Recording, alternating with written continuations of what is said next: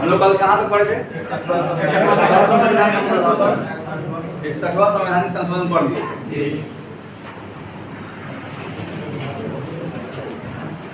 अच्छा, मोबाइल नहीं है, किनके पास मोबाइल नहीं था?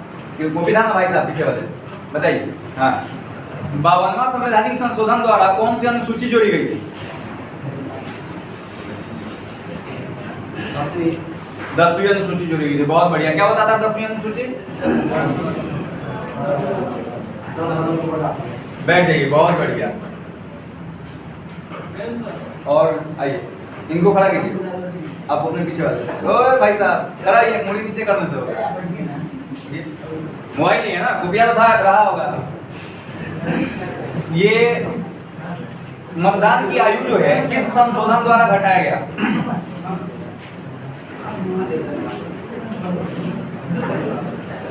नहीं मालूम है?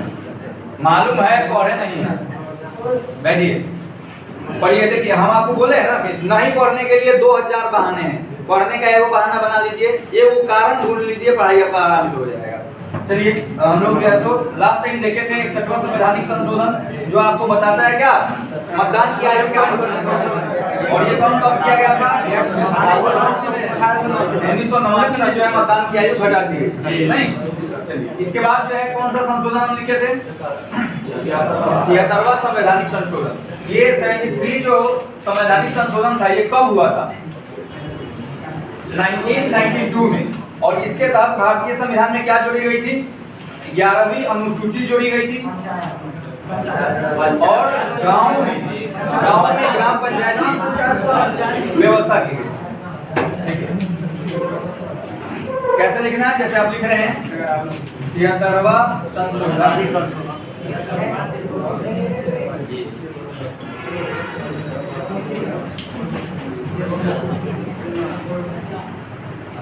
73वां संशोधन।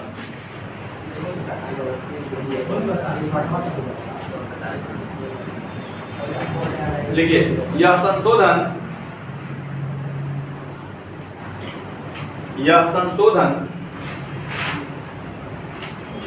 1992 में हुआ था। यह संशोधन 1992 में हुआ था,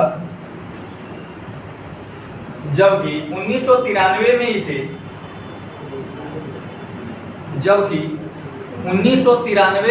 लागू किया गया था। 1993 में इसे लागू किया गया था।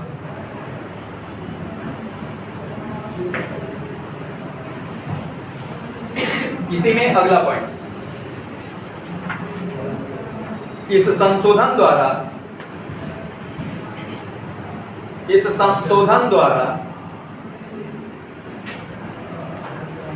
भारतीय संविधान में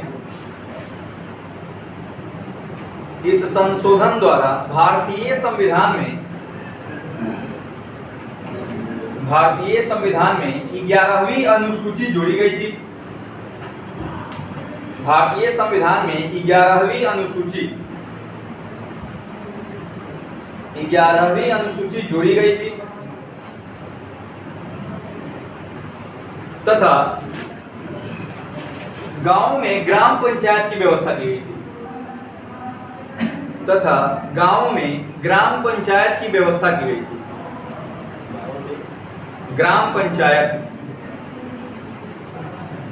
गांव में ग्राम पंचायत की व्यवस्था की गई थी।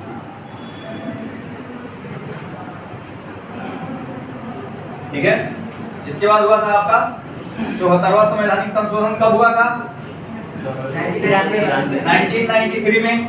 इसके तहत क्या किया? कौन सी अनुसूची जोड़ी गई थी भारतीय संविधान में? 12वीं अनुसूची जोड़ी गई थी। और कौन सा व्यवस्था किया गया था? नगरपालिका की व्यवस्था की गई। देखिए, 74वां संशोधन, जैसे लिखे थे ना 73वां, वैसे ही 74वां संशोधन, 74th अमेंडमेंट, दोनों एक ही में लागू की गई, सेकंड टाइम में लागू। 93 में हुआ था, समय अलग अलग था, एक अप्रैल में, दूसरा जून में। देखिए, यह संशोधन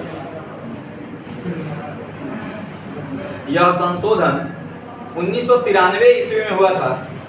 क्या दिक्कत है, वो नहीं लिख रहे हैं? कॉपी घर पे छूट गया है? कॉपी? अच्छा, तो अगला बोल रहे हैं वहां से तो लिखिए। यह संशोधन 1993 में हुआ था, जिसके तहत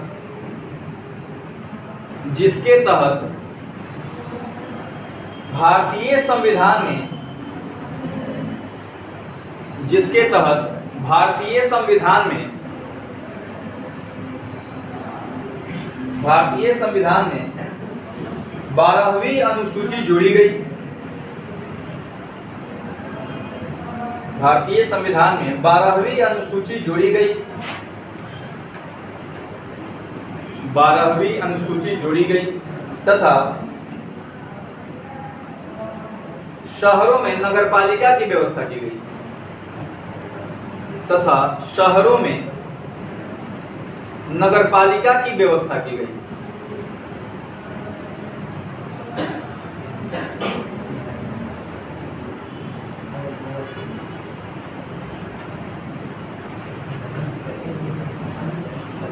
ठीक है। इसके बाद 86वां संशोधन।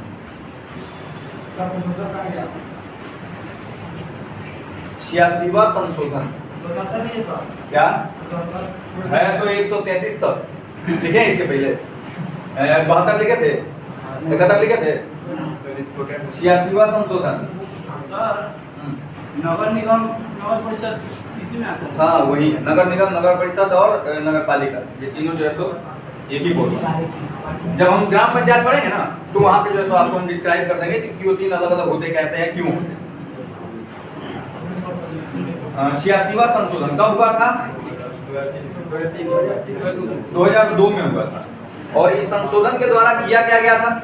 तो 6 से 14 वर्ष तक के बच्चों को 6 से 14 वर्ष तक के बच्चों को निःशुल्क शिक्षा देने की व्यवस्था करी गई थी ना। और इसको जो है सो लागू किया गया 2010 में। जो आप सुनते होंगे सर्व शिक्षा अभियान, या सरकारी स्कूल में जाइएगा तो एक पेंसिल बना होगा, एक तरफ लड़का एक तरफ लड़की बैठी होगी। तो वो जो प्रोजेक्ट है वो इसी 86वें संशोधन का ही कमाल है, जो 2010 में आपको लागू हुआ था। और सब पढ़े सब बढ़े टाइप का जो स्लोगन वगैरह दिए गए थे वो इसी संवैधानिक संशोधन द्वारा दिए गए थे। ठीक है, देखिए 86वां संवैधानिक संशोधन या 86वां संशोधन। यह संशोधन 2002 में हुआ था। यह संशोधन 2002 में हुआ था,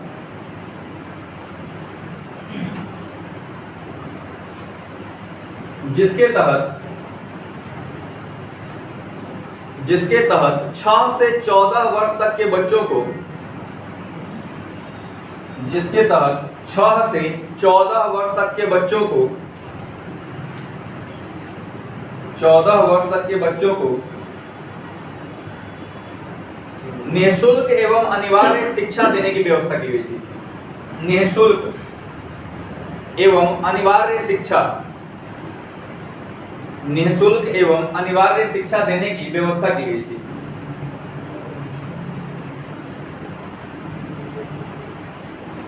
निःशुल्क एवं अनिवार्य शिक्षा देने की व्यवस्था की गई थी।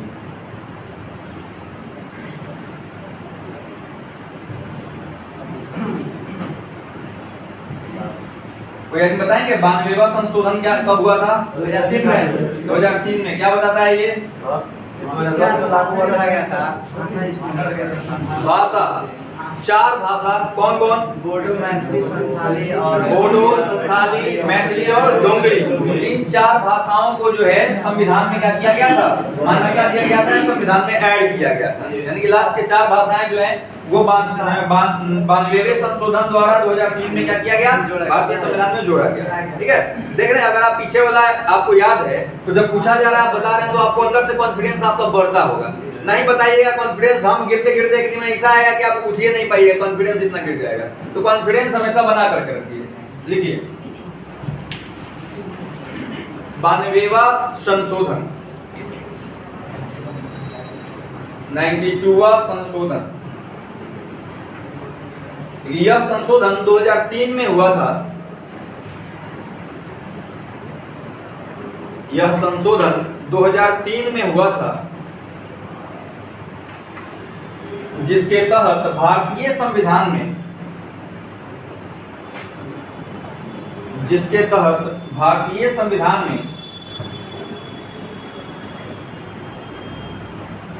4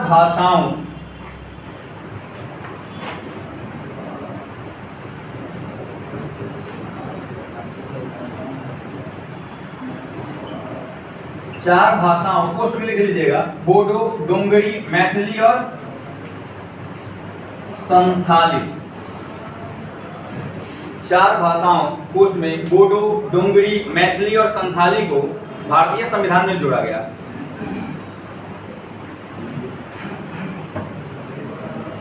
भारतीय संविधान में जोड़ा गया।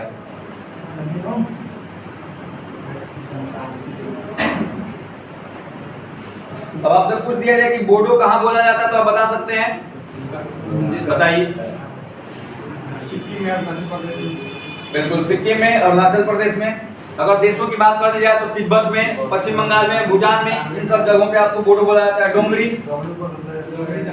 जम्मू कश्मीर में, मैथिली संथाली झारखंड में।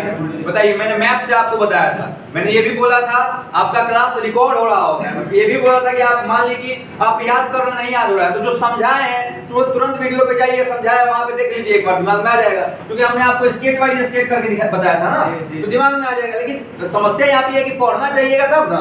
आपके पास जो है सो बहाना है, मोबाइल नहीं है, तो फिर जो है सो बहाना कीजिएगा, जो है सो ब्याह में चले गए थे, छठियार में चले गए थे, आप ब्याह छठियार में जाते जाते कि आपका श्राद्ध हो जाएगा, समझे? मिलेगा। अगला है 100th अमेंडमेंट, 100वां संशोधन।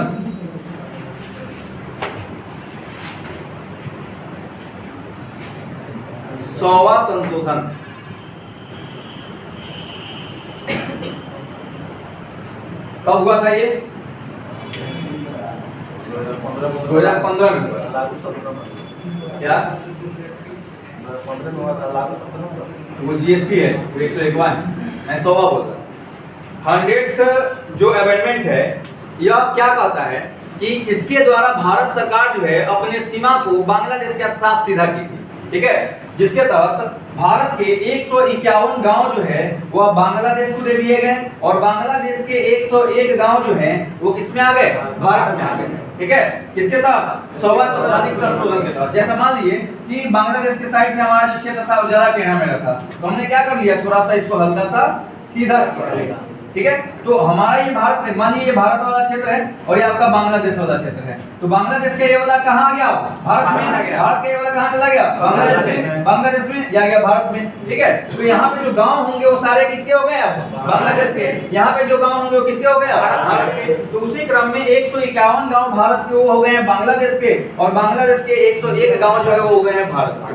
अब मान लेते हैं कि कोई व्यक्ति जो यहाँ बांग्लादेश में चला गया, वो चाह रहा है कि नहीं हमको बांग्लादेश की नागरिकता नहीं चाहिए, हम भारत की नागरिकता लेंगे, हम भारत में रहेंगे, तो उस स्थिति में क्या होगा कि भारत सरकार उसको जो है भारत की सीमा के भीतर जो है रहने की व्यवस्था करेगी, ठीक है। अब मान लिए किसी का यहाँ पे इसमें 20 बीघा जमीन है, तो इधर की तरफ 20 बीघा जमीन दे देगी, ऐसा नहीं होगा। बात आपको समझ में आया? आपको जो है उस जमीन को बेच बाच करके इधर की तरफ आ जाइए, और कहीं मान लीजिए कि हम लोग जैसा आदमी हो गया जो पता चला कि गया खेत सामने तो आर काट लिया, आर काट करके आदमी जो है एक आध बीता बढ़ा लेता है, एक आध हाथ बढ़ा लेता है, तो उस टाइप का अगर आदमी इस एरिया में रहेगा बांग्लादेशी तो खरीदेगा ही नहीं, जैसे जो यहाँ अंदर कब्जा कर ले, नहीं ऐसा भी तो हो सकता है। तो उनको समस्याओं का सामना करना पड़ सकता है, लेकिन सरकार उनको रहने की व्यवस्था जो है शुरुआत दौर में यहाँ पे कर देती है, बाकी आप जो है अपना सुलट लीजिए। क्लियर? आपको ध्यान क्या रखना है कि 100वां संवैधानिक संशोधन 2015 में हुआ था, जिसके तहत बांग्लादेश के साथ भारत ने अपने सीमा को क्या किया था? सीधा किया। क्लियर? देखिए, यह संशोधन 2015 में हुआ था। यह संशोधन 2015 में हुआ था, जिसके तहत भारत ने बांग्लादेश के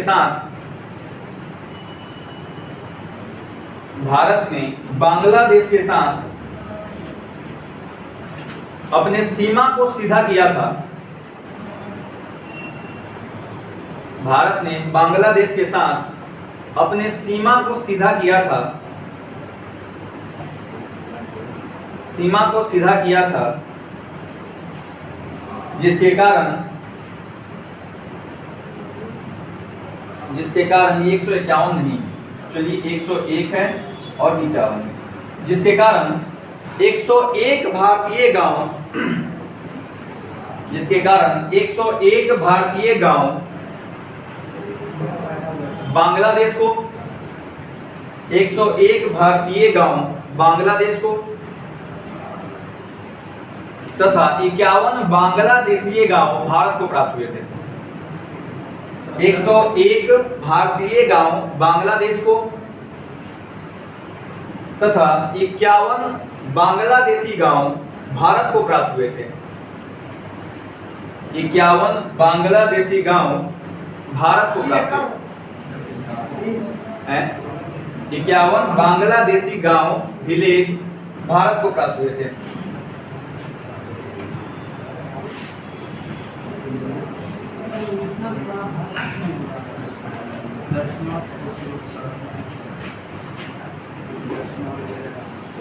एक 101वां संवैधानिक संशोधन, यह भी आपको 2015 में ही हुआ था और यह बताता है किसके बारे में, जीएसटी के बारे में। GST, goods and service tax, इसके बारे में बताता है आपको।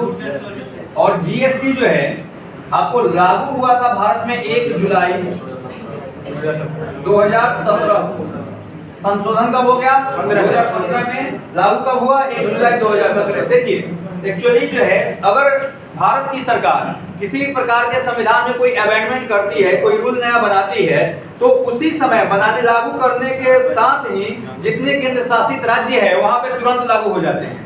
लेकिन जो नॉर्मल स्टेट्स हैं जहां पे चीफ मिनिस्टर्स होते हैं, वहां के मुख्यमंत्री अगर चाहेंगे तभी लागू होगा, नहीं चाहेंगे तो नहीं लागू होगा।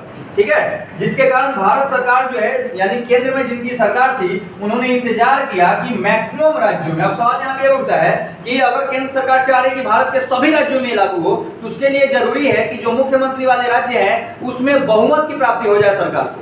जब बहुमत की प्राप्ति होगी तो बाकी को भी क्या करना होगा, लागू करना होगा। उस स्थिति में हुआ ये कि भारत सरकार थोड़ा सा वेट की और जब मैक्सिमम राज्यों में बीजेपी की सरकार हो गई तो उसने क्या कर लिया, इसमें बहुमत प्राप्त कर लिया। मान लेते हैं कि अभी के टाइम में राज्यों की संख्या कितनी है, नॉर्मल राज्यों की संख्या 28 है। ठीक है, तो 28 से इसका मतलब हुआ 14 + 14, ये 50% हो गया। तो 14 + 1 हम आपको बताया था ना कि बहुमत का मतलब होता है 50% + 1। ठीक है, यानी कि जब 15 राज्य इस जीएसटी बिल को मंजूरी दे देंगे तो बच कितने गए, 13 राज्य। इन 13 राज्यों को की भी मजबूरी होगी, क्योंकि उनको अब क्या करना होगा, अपने यहाँ लागू करना होगा। इसी के कारण भारत की सरकार वेट कर ली 2 साल, और जब मैक्सिमम राज्यों में उनकी सरकार हो गई तो उन्होंने क्या कर दिया, इसको लागू कर दिया। अब बहुमत के साथ लागू हुआ तो बाकी जो राज्य हैं 2-4-5 आदमी चिल्ला के भी नहीं कुछ कर सकते, उनको अपने यहाँ जीएसटी लागू करना है। समझ में आया? देखिएगा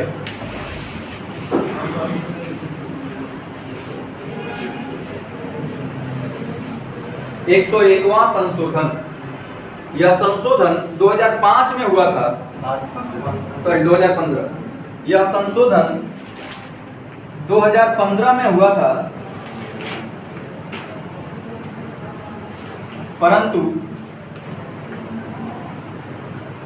परंतु इसे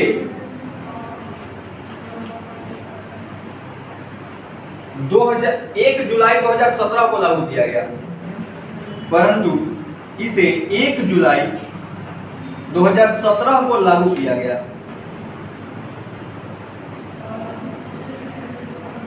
एक जुलाई 2017 को लागू किया गया।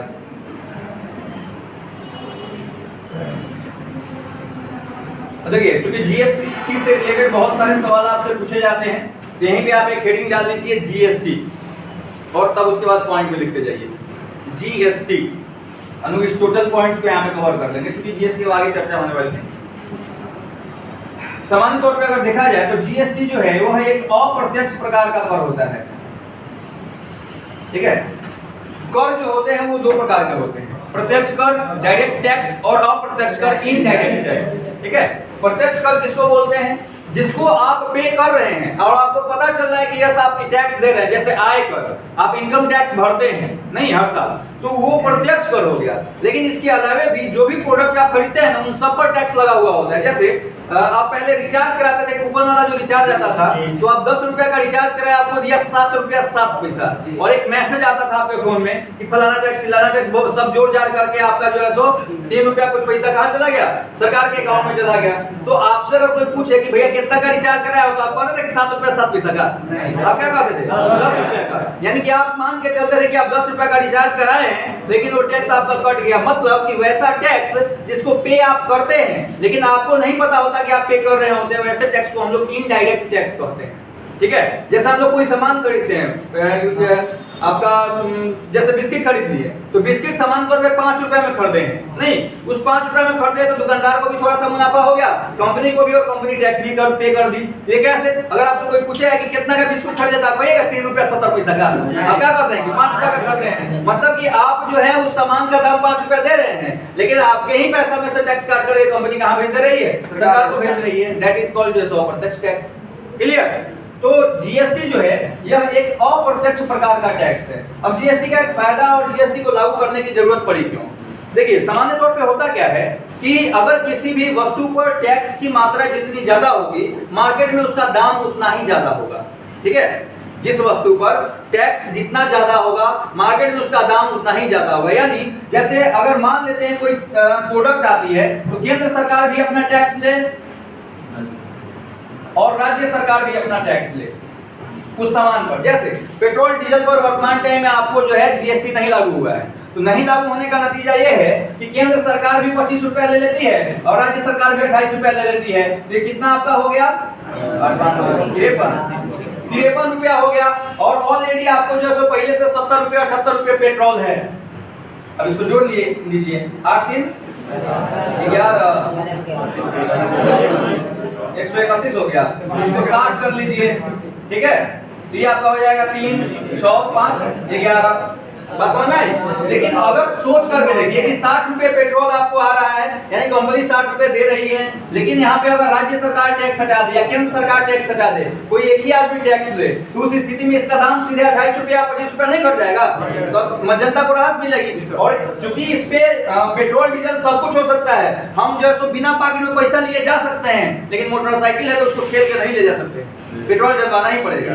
नहीं, तो उस स्थिति में सरकार को वहां से बहुत टैक्स आता है, जिसके कारण सरकार ने उसको जीएसटी के दायरे से बाहर रख रखा है। क्योंकि जीएसटी के दायरे के अंतर्गत जो प्रोडक्ट आ जाएंगे उसमें या तो केंद्र सरकार टैक्स लगाएगी या फिर राज्य सरकार टैक्स लगाएगी। क्योंकि जीएसटी सामान्य तौर पे मुख्य रूप से 2 प्रकार के होते हैं, एसजीएसटी और CGST, state goods service tax और सेंट्रल गुड्स सर्विस टैक्स। यानी कि जिस प्रोडक्ट पर सेंट्रल गवर्नमेंट टैक्स लगा रही है, राज्य सरकार उस पर टैक्स नहीं लगाएगी, तो सामान का दाम अपने आप क्या हो जाएगा? कम हो जाएगा। एग्जांपल आपको समझ में आ गया होगा खूब बेहतर तरीके से। ठीक है, अगर कोई व्यक्ति जीएसटी की चोरी करता है, यानी कि टैक्स पे नहीं करता है, तो उसको 5 साल का कारावास की सजा हो सकती है। यानी कि 5 साल के लिए उसको क्या हो सकता है? जेल हो सकता है। अगर बेरोजगार हैं तो कोई बात नहीं, आप जो है सब बैठिए, कम से कम 2 टाइम का खाना पीना मिलेगा ना, इत्मीनान से सोने का मिलेगा। यही है कि इत्मीनान नहीं मिलता है क्योंकि आप धूप नहीं देख पाइएगा, मच्छर काटेगा वगैरह वगैरह, बहुत सारी बातें। आप फैमिली के साथ घूम फिर नहीं पाइएगा, कभी कभार जो है सो कौन से नहीं बतिया पाइएगा, तो ये सब दिक्कत हो जाएगा।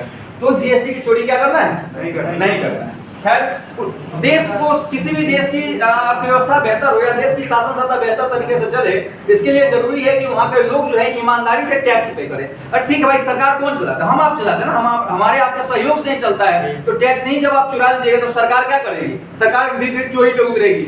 नहीं, तो चोरी पे उतरेगी तो फिर जो है हमको आपको दिक्कत हो जाएगा। तो इससे बेहतर है कि जो भी जितना रुपया बने, 5 रुपया ही टैक्स बने, लेकिन सरकार को टैक्स पे जरूर कीजिए। ठीक है, खैर आइए जीएसटी पे हम लोग जो है बहुत सारे सवाल पूछे जाते हैं। जैसे आपसे अगर पूछ दिया है कि जीएसटी को मान्यता देने वाला पहला राज्य कौन सा था, तो जीएसटी को मान्यता देने वाला पहला राज्य जो था वो असम था।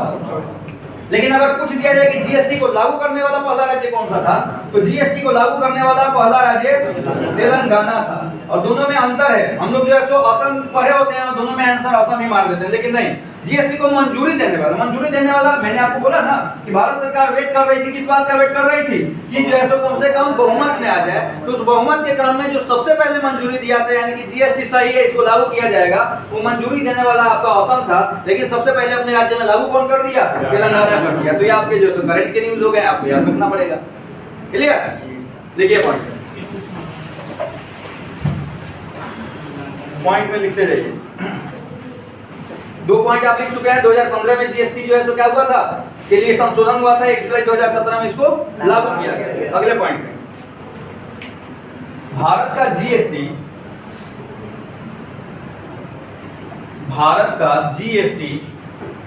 कनाडा के जीएसटी मॉडल पर आधारित है। भारत का जीएसटी कनाडा के जीएसटी मॉडल पर आधारित है। कनाडा के जीएसटी मॉडल पर आधारित है। अच्छा, अगर आपसे एक सवाल कर दिया जाए कि दुनिया में सबसे पहले जीएसटी लागू करने वाला राज्य कौन सा देश? दुनिया में सबसे पहला वो फ्रांस होगा। बहुत बढ़िया। फ्रांस जो है यह एक यूरोपीय कंट्री है और भारत ने भी फ्रांस की जो है फ्रांस का उपनिवेश भारत रहा है कुछ समय के लिए। आपको फ्रांस को जो है सुरा सुंदरियों का देश कहते हैं और फ्रांस जो है की राजधानी पेरिस किस नदी के तट पर है? टेम्स नदी के तट पर है या सीन नदी के तट पर? सीन नदी के तट पर है। टेम्स के तट पर लंदन। फ्रांस जो है जीएसटी लागू कब किया था? 1954 में। 1954 में फ्रांस में जीएसटी लागू हुआ था और 1954 बड़ा इंपॉर्टेंट टाइम पीरियड है भारत के लिए, क्योंकि भारत में 1954 में ही भारत में पहली बार भारत रत्न पुरस्कार की शुरुआत हुई थी। पद्म पुरस्कारों की शुरुआत, पद्मश्री, पद्म भूषण, पद्म विभूषण, इसकी शुरुआत भी 1954 में ही हुई थी। राष्ट्रीय फिल्म फेयर पुरस्कार, इसकी शुरुआत भी 1954 में ही हुई थी। वीरता पुरस्कार जैसे कीर्ति चक्र, शौर्य चक्र, अशोक चक्र, इस पुरस्कार की शुरुआत भी आपको कब हुई थी? 1954 में ही हुई थी। एक ही बार में सब डेट खत्म। ठीक है, देखिए जीएसटी का जीके का मतलब ही यही होता है कि कोई डेट अगर आप पढ़ रहे हैं तो उस डेट से रिलेटेड जो बातें हैं वो आपके दिमाग में जो राउंड कर जाए तो ऐसे ही जीएसटी आपका खत्म हो गया। मान लीजिए 1954 से रिलेटेड भारत रत्न अलग है, तो जब भारत रत्न पूछा जाए तब आपको खाली 1954 याद आए तो फिर बेवकूफियत है। हम कैसे अभी देखे बिना देखे बताया ना। 1954 जैसे आया तो फ्रांस वाला जीएसटी भी आ गया, भारत रत्न भी आ गया, पद्म पुरस्कार भी आ गया, आपका शौर्य चक्र भी आ गया, फिल्म पुरस्कार भी आ गया। ये सब कैसे दिमाग में आया? तो कहीं ना कहीं उसको रिवीजन करने की जरूरत होती है। ठीक है, खैर सबसे पहला देश लिख लीजिए इस बात को। अगले पॉइंट में जीएसटी सबसे पहले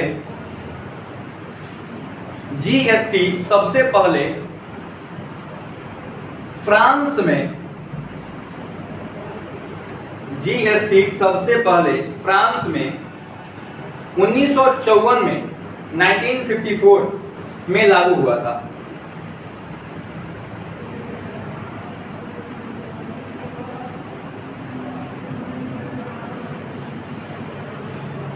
नेक्स्ट पॉइंट, जीएसटी का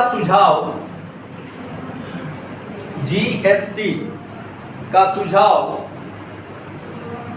विजय केलकर समिति ने दिया था। जीएसटी का सुझाव विजय केलकर समिति ने दिया था। विजय केलकर समिति ने दिया था। देखिए सामान्य तौर पे ये समितियां आपको जो है सो बहुत सारी पढ़नी है। इसके पीछे का कारण ये है कि जो सरकार जिनको हम लोग बनाते हैं उसमें आप लोगों को पता है कि कितने योग्य लोग जाते हैं। मुश्किल से हमको लगता है 3-4% योग्य लोग होते हैं, बाकी सब लिख लो और पत्थर वाले को हम लोग इसको वोट करके भेज देते हैं। अगर मान लीजिए किसी प्रकार का रूल बनाना है तो उनको उसके बारे में कुछ खास आइडिया होता नहीं है, तो लोग क्या करते हैं उनके इर्द गिर्द आईएएस आईपीएस जो है सो लोग रहते हैं, उनसे मिला करके अपना आइडिया अपना विचार उनको देते हैं और एक समिति बना के बोलते हैं कि इस पर आप जो है मॉडल तैयार करके हमको दीजिए कि किस तरह से इसको काम किया जाए, ये सही रहेगा या नहीं रहेगा। तो जो जो समिति वो लोग बनाते हैं उसको प्रूव करने के लिए कि सही रहेगा या नहीं रहेगा, उन्हीं समितियों के बारे में, उन्हीं समितियों में से एक है आपका विजय केलकर समिति, जिसको जीएसटी का दायित्व दिया गया था कि आप हमको बताइए कि जीएसटी भारत में लागू करना सही रहेगा या नहीं सही रहेगा, या लागू किया जाए तो इसका तरीका क्या हो, किस प्रकार से इसको लागू किया जाए, इसको डायरेक्ट टैक्स में रखा जाए, इनडायरेक्ट टैक्स में रखा जाए। तो उसने पूरा रिसर्च करके बताया कि आप इस तरह से रखिए तो आज के टाइम में जीएसटी भारत में लागू है। क्लियर? अगला पॉइंट, जीएसटी के ब्रांड एम्बेसडर, जीएसटी के ब्रांड एम्बेसडर, ब्रांड एम्बेसडर मतलब होता है प्रचारक, प्रचार करने वाला। जीएसटी के ब्रांड एम्बेसडर अमिताभ बच्चन हैं, अमिताभ बच्चन हैं।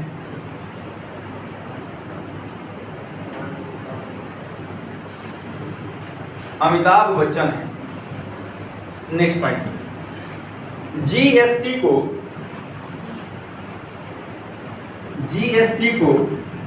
अंगीकृत, जीएसटी को अंगीकृत कौमा पारित या मान्यता देने वाला, अंगीकृत, पारित या मान्यता देने वाला पहला राज्य, मान्यता देने वाला पहला राज्य असम है, असम है।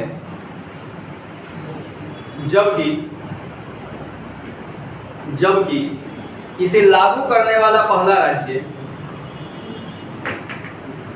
जबकि इसे लागू करने वाला पहला राज्य तेलंगाना है, पहला राज्य तेलंगाना है।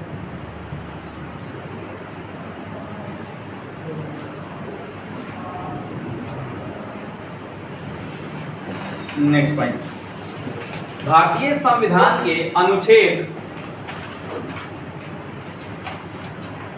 भारतीय संविधान के अनुच्छेद 279 में, 279 में जीएसटी का वर्णन है, जीएसटी का वर्णन है। भारतीय संविधान के अनुच्छेद 279 में जीएसटी का वर्णन है। ठीक है, आपको पता है जो आपका वीडियो जा रहा है ना, ये 50 घंटा से ऊपर देखा जा रहा है, आप लोग नहीं सुना रहे हैं, इसका मतलब है कि आप लोग नहीं देख रहे हैं। बाकी जो बैच है, आपके जस्ट बाद वाला बैच आता है, किसी से कुछ भी पूछ दीजिए, कहीं से उठा के पूछ दीजिए, वो लोग बताते हैं। इसका मतलब सीधा सीधा कि वो लोग पढ़ रहे हैं। और एक चीज जान जाइए, अगर वीडियो चल रहा है इसका मतलब है कि कोई ना कोई पढ़ रहा है, और पढ़ रहा है तो रिजल्ट उसका होगा कि आपका होगा, उसका होगा ना। और मैंने आपको शुरू से बोला है कि आप पढ़ने के लिए आए हैं तो बिल्कुल परफेक्ट जगह है। आपका टेस्ट सीरीज भी जल्द शुरू होगा, और जो टेस्ट सीरीज शुरू होगा उसमें आपको सारे बैच एक साथ बैठेंगे, उसमें आप अपना देख लीजिएगा। सर नीचे से पहला स्थान, नीचे से दूसरा स्थान आपके बैच वाले रहेंगे लोग। ऐसा कोई बात नहीं है तो सुनाते हैं, कल से सुनाएंगे, ऐसा कोई बात नहीं। हम तो चाह रहे कि नहीं हो। देखिए, ये जरूरी नहीं कि जो हमेशा पहला स्थान आ रहे वो हमेशा पहला स्थान लाए। मजा तब है जो पहला स्थान को उखाड़ के साइड करे, चल पीछे रहा, हम पहले स्थान पे होंगे, तब मजा आएगा। और आप, ये जरूरी भी है, ये जरूर, क्योंकि आप जिस दिन से आए हैं ना, हमसे संपर्क हुआ है, उसी दिन से उसी टॉपिक से सबका संपर्क होता है। तो बाकी लोग पढ़ रहे हैं, आप लोग नहीं पढ़ रहे, क्यों नहीं पढ़ रहे हैं? तो जो जिसको दिख गया इसका विजन वो पढ़ रहा है, जिसको नहीं दिखा वो नहीं पढ़ रहा है। देखिए, विजन कैसे क्लियर होगा कि आपको करना क्या है, कैसे लगे कि नहीं पढ़ना चाहिए। जैसे इमेजिन करके देख लीजिए कि मैं आपको बोलूं, या मान लेते हैं कि आप जो है सो किसी के जीजा उजा हैं, और आप बेतिया में ही कहीं पे रहते हैं, आपके घर पे जो है सो साली भी है, सालिया भी बेतिया में ही रहती है। आपको बोले कि जीजा जी आइए, आपको हम जो सो पकौड़ी चाय बनाए हुए हैं, बैठ के चाय पिया जाएगा, बातचीत किया जाएगा, तो आप जाइएगा, तुरंत जाइएगा, तुरंत जाइएगा क्योंकि पास में है।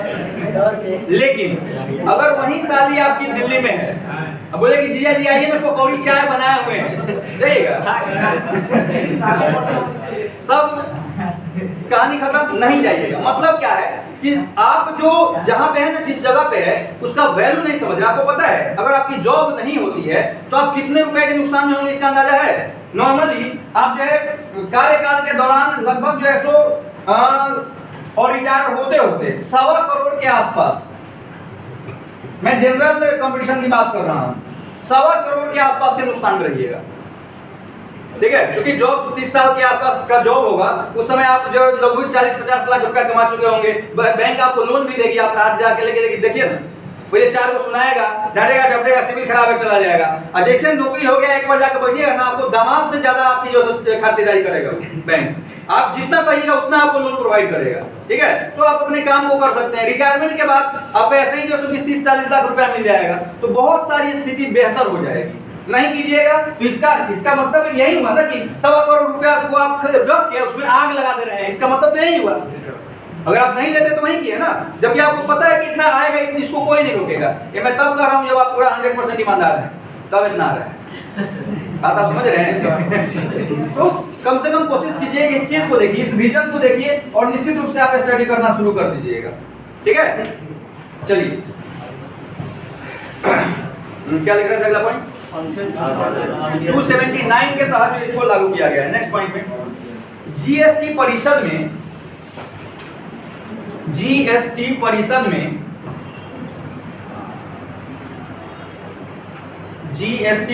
में कुल 33 सदस्य थे। कुल 33 सदस्य थे।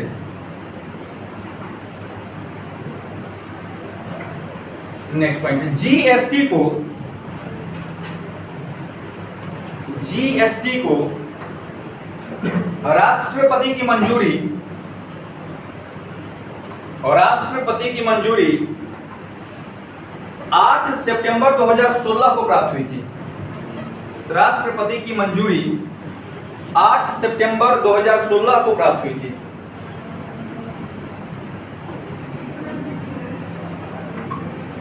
ठीक है, थोड़ा सा एक चीज आप समझ लीजिए, वैसे हम लोग लोकसभा पढ़ेंगे तो वहां पे समझना है। सामान्य तौर पे जो भी संविधान में संशोधन होते हैं वो या तो लोकसभा, राज्यसभा, कोई भी बिल अगर लेके आना होता है तो या तो लोकसभा लेके आती है, नहीं तो राज्यसभा लेके आती है। अगर लोकसभा लेके आई तो लोकसभा में पास होने के बाद वो राज्यसभा में जाता है, और राज्यसभा लेके आई तो राज्यसभा में पास होने के बाद कहां जाएगा? लोकसभा में। और जब इन दोनों से पास हो जाता है तो किसके पास जाता है? राष्ट्रपति के पास। अगर वह धन विधेयक नहीं है तो, ठीक है, साधारण विधेयक के लिए राष्ट्रपति के पास जाता है, और राष्ट्रपति की जब मंजूरी उस बिल को मिल जाती है, इसका मतलब यह है कि संविधान में अब संशोधन किया जा सकता है, संविधान के रूल्स को बदला जा सकता है। ठीक है, तो जीएसटी को मंजूरी जो राष्ट्रपति दिए थे कब? 8 सितंबर 2016। अगले पॉइंट पे जीएसटी के पक्ष में कुल 336 वोट तथा विपक्ष में 11 वोट पड़े थे। 11 वोट पड़े थे। 11 वोट पड़े थे। नेक्स्ट पॉइंट, जीएसटी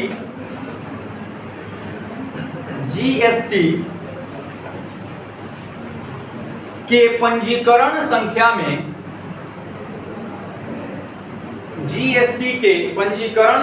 में कुल 15 अंक हैं। कुल 15 अंक हैं।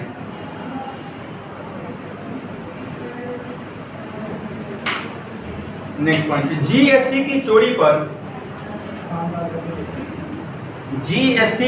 पर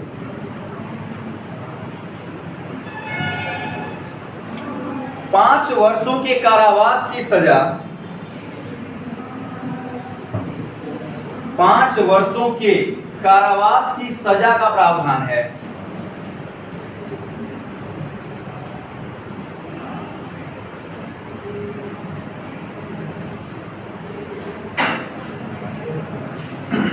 नेक्स्ट पॉइंट, जीएसटी एक अप्रत्यक्ष प्रकार का कर है। जीएसटी एक अप्रत्यक्ष प्रकार का कर है।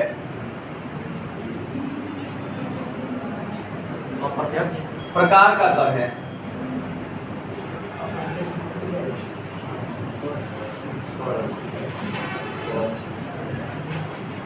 नेक्स्ट पॉइंट, वर्तमान में जीएसटी की दरें 5 प्रकार की हैं। वर्तमान में जीएसटी की दरें 5 प्रकार की हैं। 5 प्रकार की हैं। जीएसटी की दरें 5 प्रकार की हैं। 0%, 5%, 12%, 18% और 28% लिख लीजिएगा। अलग अलग वस्तुओं पर जो दर है, परसेंटेज जो है वो अलग अलग है। 0%, 5%, 12%, 18% और 28%। सर 0% किस पर लगता है? सामान्य तौर पे जो खाद्य पदार्थ है ना, भोज्य पदार्थ, सरकार चाहती है कि वो सब, भारत में रूल ही है कि भूखे किसी को नहीं मरने देना है, तो उन पदार्थों पर जो है सो टैक्स नहीं रखती है भारत सरकार, तो 0% हो गया। अब मान लीजिए कि हम बासमती खाएंगे, तो भूखे रखने का मतलब, भूखे नहीं मरने देने का मतलब ये नहीं कि बासमती खिलाएगी। आप देखते हैं कोटा वाला जो चावल आता है बासमती होता है, कभी कभी बकरियों जैसे बट ना खाने कोटा साइड में मुंह घुमा लेती होता है। चलिए अगला है आपका 103।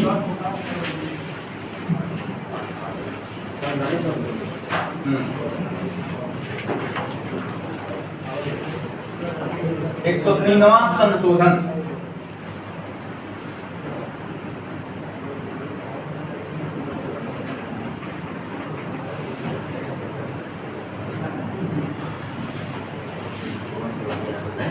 दो 2019।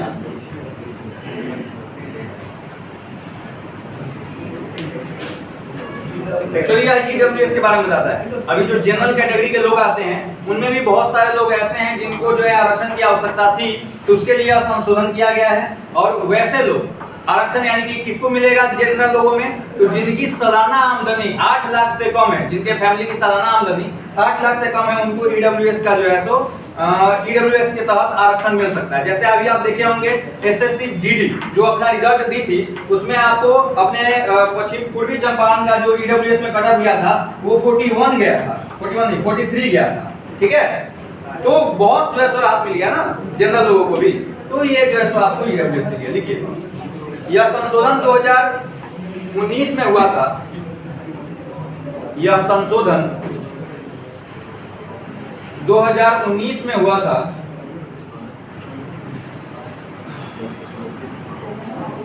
जिसके तहत सामान्य वर्गों